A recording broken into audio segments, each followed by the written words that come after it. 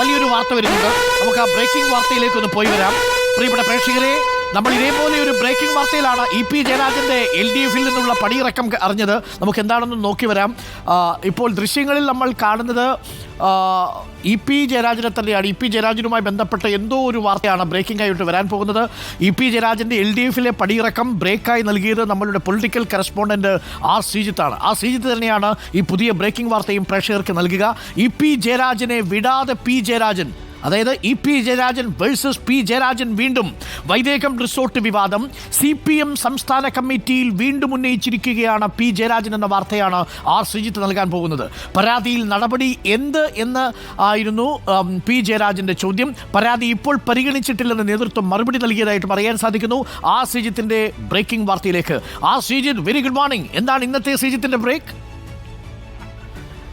Good morning. CPM സംസ്ഥാന കമ്മിറ്റിയിൽ P. ജയരാജനെതിരായ നടപടി റിപ്പോർട്ട് ചെയ്ത ശേഷം പി. ജയരാജൻ നടത്തിയ പ്രതികരണമാണ് ഇപ്പോൾ പുറത്തു വരുന്നത്. ഇ.പി. ജയരാജന്റെ കുടുംബത്തിന് നിക്ഷേപമുള്ള വൈദേകം റിസോർട്ടിന്റെ കാര്യത്തിൽ നേരത്തെ പി. ജയരാജൻ പരാതി ഉന്നയിച്ചിരുന്നു. ഈ പരാതി എന്തായി എന്നാണ് ഈ സംസ്ഥാന കമ്മിറ്റിയിൽ പി. ജയരാജൻ വീണ്ടും ചോദിച്ചിരിക്കുന്നത്.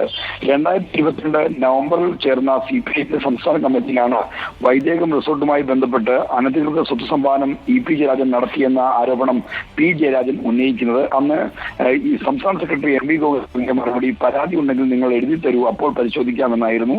ആ ഘട്ടത്തിൽ പരിശോധനയിലേക്ക് പോയില്ല. എന്നാൽ പിന്നീട് ഇ.പി. ജയരാജനും പി. ജയരാജനും തമ്മിലുള്ള പ്രശ്നം ഒത്തുതീർക്കാൻ മുഖ്യമന്ത്രി അടക്കമുള്ള ആളുകൾ ഇടപെട്ടു. അതോടുകൂടി ഈ പരാതി ഇല്ലാതായി. പതുക്കെ വൈദേകം റിസോർട്ട് രാജീവ് ചന്ദ്രശേഖരന്റെ ഉടമസ്ഥതയിലുള്ള ജൂപ്പിറ്റർ വെഞ്ചേഴ്സ് തുടങ്ങിയ സ്ഥാപനങ്ങൾക്ക് കൈമാറുകയും ചെയ്തു. എന്നാൽ ഇപ്പോൾ ഇ.പി.യെ LDF ഫണ്ടിന്റെ സ്ഥാനത്ത് നിന്ന് മാറ്റുന്ന നടപടി റിപ്പോർട്ട് ചെയ്ത സംസ്ഥാന കമ്മിറ്റി പി. ജയരാജൻ ഈ വിഷയം വീണ്ടും ഉന്നയിക്കുകയാണ്. എന്താ ഈ പരാതി എന്ന ചോദ്യമാണ് നേതൃത്വത്തിനെതിരെ ഉന്നയിക്കുന്നത്. പരാതി ഇപ്പോൾ പരിഗണിച്ചിട്ടില്ല എന്ന് സംസ്ഥാന സെക്രട്ടറി M.V. ഗോവിന്ദൻ മറുപടി നൽകുകയും ചെയ്തു. അപ്പോൾ വൈദേകം റിസോർട്ടിന്റെ കാര്യത്തിൽ വിടാതെ പിന്തുടരുകയാണ് പി. ജയരാജൻ എന്ന് വ്യക്തമാണ്.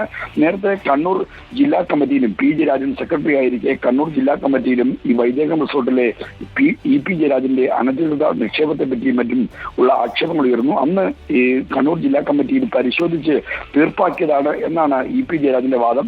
എന്നാൽ അവിടെ കൊണ്ടും കാര്യങ്ങൾ അവസാനിപ്പിച്ചില്ല. 2022 നവംബർ അവസാനം നടന്ന CPIMന്റെ സംസ്ഥാന കമ്മിറ്റിയിൽ പി. ജയരാജന് വീണ്ടും സംശയങ്ങൾ ഉന്നയിക്കുകയായിരുന്നു. ഇതൊരു ഗൂഢാലോചനയാണ് എന്ന ആക്ഷേപമാണ് ഇ.പി. ജയരാജൻ അന്ന് പാർട്ടി പ്രവർത്തകർ. ഈ LDF കൺവീനർ സ്ഥാനത്ത് നിന്ന് വീണതിനു ശേഷവും അഥവാ വീഴ്ത്തിയതിനു ശേഷവും ചവിട്ടുകയാണോ സജി എന്നൊരു ചോദ്യം പ്രധാനമാണ്, അല്ലേ? പാർട്ടി നേതൃത്വത്തിൽ ഇ.പി. ജയരാജന്റെ സ്വാധീനം കുറഞ്ഞ ഘട്ടത്തിൽ അദ്ദേഹത്തിനെതിരെ വീണ്ടും ഈ കാര്യങ്ങളിൽ ആക്ഷേപങ്ങൾ വരുന്നു എന്ന് പറയുമ്പോൾ സ്വാഭാവികമായും ഈ LDF ഫണ്ടിന്റെ സ്ഥാനത്ത് നിന്ന് ഒഴിവാക്കിയ ശേഷം അദ്ദേഹം മറ്റ് നടപടികൾക്കുള്ള കളം കൂടി ഒരുങ്ങുന്നുണ്ട്, അല്ലെങ്കിൽ അതിന് ആളുകളുടെ ഭാഗത്ത് ശ്രമമുണ്ട് എന്ന് വേണം നമുക്ക് കരുതാൻ. എന്നാൽ ഈ വൈദേകം റിസോർട്ടിന്റെ കാര്യത്തിൽ പി. ജയരാജൻ വർഷങ്ങളായി ഈ വിഷയത്തിൽ ഉന്നയിക്കുകയും അതിനെ പിന്തുടരുകയും ചെയ്യുന്ന ആളാണ്. സംസ്ഥാന സെക്രട്ടറി M.V. ഗോവിന്ദന്റെ അറിവും സമ്മതത്തോടും കൂടിയാണ് ഈ വൈദേകം റിസോർട്ടിന്റെ കാര്യം 2022 നവംബർ അവസാനം നടന്ന സംസ്ഥാന കമ്മിറ്റിയിൽ പി. ജയരാജൻ ഉന്നയിച്ചതെന്ന ആക്ഷേപവും ഇ.പി. ജയരാജൻ അടുപ്പമുള്ള വൃത്തങ്ങളോട് പങ്കുവച്ചിരുന്നു. അപ്പോൾ തനിക്കെതിരെ പാർട്ടിക്കകത്തിൽ ഗൂഢാലോചന നടക്കുന്നു എന്നാണ് ഇ.പി. സംശയിക്കുന്നത്. അന്ന് ഇ.പി. പങ്കെടുക്കാതിരുന്ന സംസ്ഥാന കമ്മിറ്റിയിലാണ് പി. ജയരാജൻ ഈ ആരോപണം ഉന്നയിച്ചത്. അന്ന് ഇ.പി. സംസ്ഥാന സെക്രട്ടറി സ്ഥാനം ലഭിക്കാതെ തുടർന്ന് പരിഭവിച്ച് അവധിയെടുത്ത് മാറി നിൽക്കുന്ന സമയമായിരുന്നു. എന്നാൽ ആരോപണം വന്നതോടുകൂടി ഇ.പി. ജയരാജൻ പൊടുന്നനെ തിരിച്ചു വന്ന് കമ്മിറ്റികളിൽ പങ്കെടുക്കുകയും ചെയ്തു.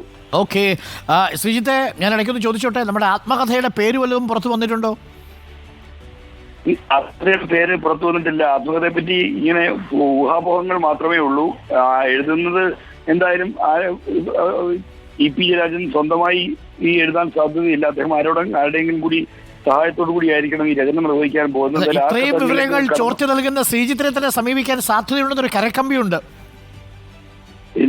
ഒരു സാധ്യതയുമില്ല, അതിനുള്ള സാധ്യതയില്ല. ഉമ്മൻചാണ്ടിയുടെ ആത്മകഥ നമ്മുടെ സണ്ണിക്കുട്ടി എബ്രഹാം എഴുതിയതുപോലെ ഇ.പി. ജയരാജന്റെ ആത്മകഥയ്ക്ക് ശ്രീജിത്തിനൊരു അവസരമുണ്ട്. ഇല്ല, എനിക്ക് എഴുത്ത് ഇഷ്ടമാണ്, പക്ഷേ ഈ ആത്മകഥയിൽ വലിയ ഇൻട്രസ്റ്റ് ഇല്ല. Thank you Sreejith. അപ്പോൾ ശ്രീജിത്തിന്റെ പ്രധാനപ്പെട്ട ഒരു ബ്രേക്കാണ് പ്രേക്ഷകർ കേട്ടത്. ഇപ്പോൾ EP ജയരാജൻ LDF കൺവീനർ സ്ഥാനത്ത് നിന്ന് വീണതിനു ശേഷവും അദ്ദേഹത്തെ P ജയരാജൻ അടക്കമുള്ളവർ വിടാതെ പിന്തുടരുന്നുണ്ട്. വൈദേക എവിടം വരുത്തി, ഇനി ഓരോരോ ചോദ്യങ്ങൾ ഇങ്ങനെ ചോദിച്ചുകൊണ്ടിരിക്കും. കാരണം ഇത് നമ്മൾ വീണ് കിടക്കുന്ന EP ജയരാജൻ തീർച്ചയായും രാഷ്ട്രീയമായി ഒരു തിരിച്ചടിക്ക് മുതിരും എന്നുള്ളത് പാർട്ടി വൃത്തങ്ങളിൽ തന്നെ അറിയും. എന്തെങ്കിലും അദ്ദേഹം ചെയ്യും എന്ന് പാർട്ടി വൃത്തങ്ങളിൽ ഇതിനകം തന്നെ സൂചനയുണ്ട്. അപ്പോൾ എന്താണ് അദ്ദേഹം ചെയ്യാൻ പോകുന്നത്, എന്ത് നീക്കമാണ് അദ്ദേഹം നടത്താൻ പോകുന്നത് എന്ന് ആർക്കും അറിയില്ല. ഈ PV അൻവർ ഇത്തരം കാര്യങ്ങൾ വന്ന് വെളിപ്പെടുത്തിയത് തന്നെ EP ജയരാജൻ്റെ എന്തെങ്കിലും സ്വാധീനത്തിലാണോ എന്ന് ചില നേതാക്കൾ ഇന്നലെ അടക്കം പറയുന്നുണ്ടായിരുന്നു. അതൊക്കെ അടക്കം പറച്ചിലുകൾ മാത്രമാണ്. പക്ഷേ EP ജയരാജൻ എന്തും ചെയ്തേക്കാം, അന്തം വിട്ട പ്രതി എന്തും ചെയ്യും എന്ന് പറഞ്ഞതുപോലെ LDF കൺവീനർ സ്ഥാനത്ത് നിന്ന് മാറ്റിയ EP ജയരാജൻ്റെ രാഷ്ട്രീയ നീക്കത്തെ പ്രതിരോധിക്കാൻ കൂടി വേണ്ടിയാണ് ഇപ്പോൾ P ജയരാജൻ വൈദേകം റിസോർട്ട് ഒരിക്കൽ കൂടി ചർച്ചയാക്കി മാറ്റുന്നത്, സംസ്ഥാന സമിതിയിൽ ഈ വിഷയം ഉന്നയിച്ചത് എന്നാണ് നമ്മൾ മനസ്സിലാക്കുന്നത്.